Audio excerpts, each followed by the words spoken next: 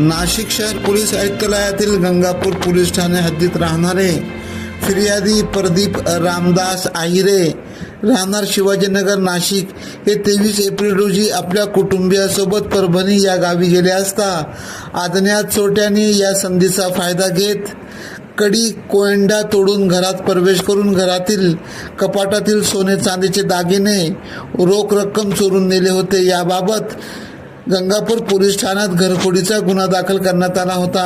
या गुन्ह्याचा तपास गुन्हे शाखा अंबड नाशिक 3 करीत असताना गोपनीय माहितीवरून तसेच सीसीटीव्ही फुटेजची पाहणी करत अभ्यास करत मिळालेल्या गोपनीय माहितीवरून चोरलेलं सोनं विक्री करण्यासाठी आलेले अमोल रामलाल हटकर वय 29 व संजय उर्फ भुर्या रमेश दुबे वय 40 राहणार शिवाजीनगर गंगापूर यांना ताब्यात घेत विचारपूस केल्यानंतर त्यांच्या अंगझडतीतून घरफोडीतील चोरलेले सोने त्याची किंमत 23 लाख रुपये ती हस्तगत करण्यात आली।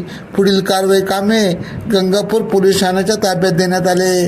सदरची कामगिरी गुन्हे शाखा अंबड युनिट क्रमांक 3चे वरिष्ठ पोलीस निरीक्षक जगवेंद्र सिंग राजपूत यांच्या मार्गदर्शनाखाली पोलीस उपनिरीक्षक मोतीलाल पाटील, पोलीस हवालदार प्रकाश बोडके, परमेश्वर दराडे, योगेश चव्हाण, भूषण सोनवणे, भगवान जाधव, सविता कदम यांनी केली। AKP न्यूजसाठी ब्युरो चीफ अनवर खान पठाण, नाशिक।